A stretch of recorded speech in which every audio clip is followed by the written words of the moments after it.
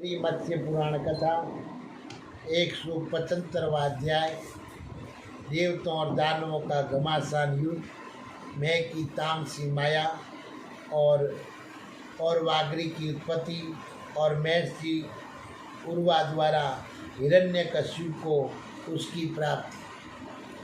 ताभ्याम बलाभ्याम संजगम तुमलो विग्रहतता सुराणाम च परस्पर ज्यायस्नायनम दानवा देवतेया सार्धनाना प्रणोदिता सभी युध्यनम माना वे पर्वता इव पर्वतम। मत्स्य भगवान ने कहा,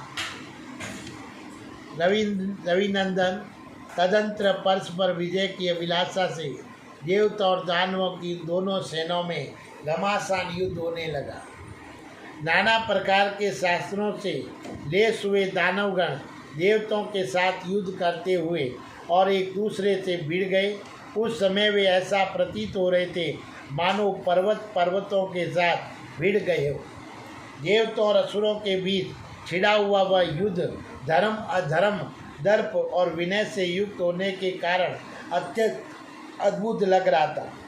उस समय रथों को पृथक पृथक आगे बढ़ाया जा रहा था, हाथों को उत्तेजित किया जा रहा था। चारों ओर सैनिक हाथों में तलवार लिए हुए आकाश में उछल रहे थे, मुसल फेंके जा रहे थे, बाणों की वर्षा हो रही थी, धनुषों का टंकार हो रहा था, मुद्गर गिराए जा रहे थे। इस प्रकार देवों और दानवों से व्याप्त हुए उस युद्ध ने भयंकर रूप धारण कर लिया। वह युगांतकालिक संवर्तक अग्नि की तरह जगत को भयभीत करने लगा। दानवगण समर भूमि में पृथक पृथक हाथों से फेंके गए परिधों और पर्वतों से इंद्र आदि देवताओं पर प्रहार करने लगे। इस प्रकार रणभूमि में विद्या अभिलाषी बलवान दानवों द्वारा मारे जाते हुए उन देवताओं का मुख सूख गया और वे बड़ी कष्टपूर्ण स्थिति में पड़ गए। दानवों ने उन्हें शूलों से बांध डाला, परिधों की चोट से उनके मस्तक विदीर्ण तथा वक्षस्थल चूर चूर हो गया और उनके घावों से अविरल रक्त प्रवाहित होने लगा। असुरों ने देवताओं को बाण समूहों से परिवेष्टित करके प्रयत्नहीन कर दिया था। वे दानवी माया में प्रविष्ट होकर किसी प्रकार की भी चेष्टा करने में असमर्थ हो गए। देवताओं की वह सेना प्राण रहित की तरह विनिष्ट हुई सी दिख रही थी। असुरों ने उसे आयुध और प्रयत्न से रहित कर दिया था। तदंतर सहस्त्र नेत्रधारी इंद्र वज्र द्वारा दैत्यों के धनुषों से छूटे हुए भयंकर बाणों को छिन्न भिन्न करके दैत्यों की भीषण सेना में प्रविष्ट हुए। उन्होंने प्रधान दैत्यों का वध करके दानवों की उस विशाल सेना को तामस अस्त्र समूह के प्रयोग से अंधकार में बना दिया। इस प्रकार इंद्र के पराक्रम से घोर अंधकार से घिरे हुए वे दानव परस्पर एक दूसरे को तथा देवताओं के वाहनों को भी नहीं पहचान पाते थे। इधर दानवी माया के पास से मुक्त हुए श्रेष्ठ देवगण प्रयत्न करके दैत्येंद्रों के अंधकार में शरीर को काटकर गिराने लगे। उस नील कांति वाले अंधकार से घिरे हुए वे दानवगण मूर्छित होकर धराशायी होते हुए ऐसे लग रहे थे कि मानो कटे हुए पंख वाले पर्वत हो। दैत्येंद्रों की वह सेना समुद्र में अंधकार की तरह एकत्र हो गई और देवताओं द्वारा मारे जाते हुए दानव अंधकार से ही गए। यह देखकर मैं दानव ने इंद्र की उस तामसी माया को नष्ट करते हुए अपनी महान राक्षसी माया का सृजन किया। वह और वे नामक अग्नि से उत्पन्न हुए और प्रलयकालीन भयंकर प्रकाश को प्रकट कर रही थी। मैं द्वारा रची गई उसी माया को संपूर्ण देवताओं को जलाना आरंभ किया और इधर सूर्य के समान और तेजस्वी शरीर वाले दैत्यगण युद्ध स्थल में तुरंत उठ खड़े हुए और इस प्रकार और भी माया के संपर्क से जलते हुए देवगण शीतल किरणों वाले एवं जल प्रदाता इंद्र की शरण में गए और वह अग्नि से जलने के कारण देवताओं की चेतना नष्ट हो रही थी और तब संतप्त हुए देवगणों ने शरण की इच्छा से वज्रधारी इंद्र के पास जाकर उन्हें सूचित किया। इस प्रकार अपनी सेना को माया द्वारा संतप्त होती तथा दानवों द्वारा मारी जाती देखकर देवराज इंद्र के पूछने पर वरुण ने इस प्रकार कहा, इंद्र उधर वह एक ब्रह्म ऋषि के पुत्र है। वे पहले से ही तेजस्वी और गुणों में ब्रह्मा के समान थे। उन्होंने अत्यंत कठोर तप किया था और जब उनकी तपस्या से सारा जगत सूर्य की भांति संतप्त हो उठा तब उनके निकट देव ऋषियों सहित दिव्य महर्षिगण उपस्थित हुए।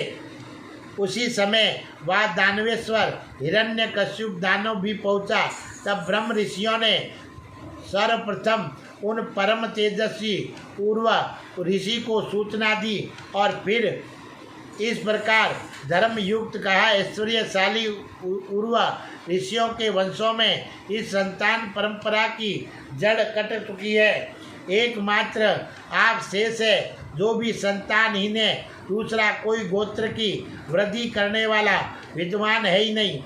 और आप ब्रह्मचर्य व्रत को धारण कर कले शयन करते हुए तप में ही लगे हुए हैं। भावित्वात्मा मुनियों तथा ब्राह्मणों के बहुत से गोत्र संतति के बिना केवल एक व्यक्ति तक ही सीमित रह गए हैं। इस प्रकार मूल के नष्ट हो जाने पर हम लोगों को पुनः पुत्र उत्पत्ति का कोई कारण नहीं दिख रहा है। आप तो तपस्या के प्रभाव से श्रेष्ठ और प्रजापति के समान तेजस्वी हो गए हैं। अतः वंश प्राप्ति के लिए प्रयत्न कीजिए और अपने द्वारा अपनी वृद्धि कीजिए। आपने धर्मोपार्जन तो कर ही लिया, इसलिए अब दूसरे शरीर की रचना कीजिए, अर्थात संतान उत्पत्ति के लिए प्रयत्न होइए। और मुनियों द्वारा इस प्रकार कहे जाने पर उर्वा ऋषि के मर्म स्थानों पर विशेष आघात पहुंचा। तब उन्होंने उन ऋषियों की निंदा करते हुए इस प्रकार कहा, ब्राह्मणों कुलो उत्पन्नम जंगली फल मूल का आहार करते हुए आर्ष कर्म के सेवन में निरत आत्मदर्शी ब्राह्मण का भली भांति आचरण किया गया। ब्रह्मचर्य ब्रह्मा को भी विचलित कर सकता है। जो गृहस्थ आश्रम में निवास करने वाले हैं उन लोगों के लिए अन्य 3 वृत्तियां बतलाई गई है, परंतु वन में आश्रम बनाकर निवास करने वाले हम लोगों के लिए यही वृत्ति उत्तम है। जो लोग केवल जल पीकर वायु का हार कर दांतों ही ओंकली का काम लेकर पत्थर पर फूटे हुए पदार्थों को खाकर 10 या 5 स्थानों पर अग्नि जलाकर उनके मध्य में बैठकर तपस्या करने वाले हैं तथा सुदुष्कर व्रतों का पालन करते हुए तपस्या में निरत है, वे लोग भी ब्रह्मचर्य को प्रधान मानकर परम गति को प्राप्त होते हैं। परलोक में ब्रह्मचर्य के महत्व को जानने वाले लोग ऐसा कहते हैं कि ब्रह्मचर्य के पालन से ब्राह्मण को ब्राह्मणत्व की प्राप्ति होती है और ब्रह्मचर्य में धैर्य स्थित है, ब्रह्मचर्य में तप स्थित है तथा जो ब्राह्मण ब्रह्मचर्य में स्थित रहते हैं वे मानो स्वर्ग में स्थित है। लोक में योग के बिना सिद्धि और सिद्धि के बिना यश की प्राप्ति नहीं हो सकती है तथा यश प्राप्ति का मूल कारण परम तप ब्रह्मचर्य के बिना नहीं हो सकता है। जो इंद्रिय समूह और पंच महाभूतों को वश में करके ब्रह्मचर्य का पालन करता है उसके लिए इससे बढ़कर और कौन सा तप हो सकता है। अर्थात कोई नहीं। योग अभ्यास के बिना जटा धारण करना, संकल्प के बिना व्रताचरण और ब्रह्मचर्य हीन दशा में नियमों का पालन, ये तीनों दम्भ कहे जाते हैं। कहाँ स्त्री और कहाँ स्त्री संयोग और कहाँ स्त्री पुरुष का भाव परिवर्तन, परंतु इन सब के अभाव में ही ब्रह्मा ने इस सृष्टि को मन से उत्पन्न की है और सारी प्रजा भी मन से ही प्रादुर्भूत हुई है। इसलिए आत्मज्ञानी आप लोगों में यदि तपस्या का बल है तो प्रजापति के कर्मानुसार आप लोग भी मानसिक पुत्रों की सृष्टि कीजिए। तपस्वियों को मानसिक संकल्प द्वारा योनियों का निर्माण कर और उसमें आधान करना चाहिए। उनके लिए स्त्री संयोग, बीज और व्रत आदि का विधान नहीं है। आप लोगों ने मेरे सामने निर्भय होकर जो ये धर्म और अर्थ से हीन वचन कहा है, ये सत्पुरुषों द्वारा अत्यंत गहरी है। मेरे विचारों से तो ये अज्ञानियों की उक्ति जैसा है। मैं अपने इस उद्दीप्त अंतरात्मा वाले शरीर को मनोमय करके स्त्री संयोग के बिना ही अपने शरीर से पुत्र की सृष्टि करूँगा। इस प्रकार मेरा आत्मा इस वन्य वानप्रस्थ विधि के अनुसार प्रजा को जला देने वाले दूसरे आत्मा पुत्र को उत्पन्न करेगा। तत्पश्चात उदर्व ने तपस्या में संलग्न होकर अपनी जांघ को अग्नि में डालकर पुत्र की उत्पत्ति के लिए एक कुश से अग्नि मंथन किया। तब सहसा उनकी जांघ का भेदन कर और ईंधन रहित होने पर भी ज्वालों से युक्त अग्नि जगत को जला देने की इच्छा से पुत्र रूप में प्रकट हुआ और इस प्रकार उदर्व की जांघ का भेदन कर वह और वह नामक विनाशकारी अग्नि उत्पन्न हुआ, जो परम क्रोधी और तीनों लोकों को जला डालना चाहता था। उत्पन्न होते ही उसने मंद स्वर में पिता से कहा, तात मुझे भूख कष्ट दे रही है और अतः मुझे छोड़िए, मैं जगत को खा जाऊंगा। ऐसा कहकर वह विनाशकारी और अग्नि स्वर्ग तक पहुँचने वाली ज्वालों से युक्त हो दसों दिशों में फैलकर समस्त प्राणियों को भस्म करते हुए बढ़ने लगा। इसी बीच ब्रह्मा पूर्व मुनि के निकट आए और उन्हें आदर देते हुए बोले, विप्रवर तुम मेरी बात तो सुनो, तुमने पुत्रों को मना कर दो, अपने पुत्रों को मना कर दो, जगत पर दया तो करो। मैं तुम्हारे इस पुत्र को उत्तम स्थान प्रदान करूंगा। भक्तों में श्रेष्ठ पुत्र, मेरी ये बात एकदम सच है।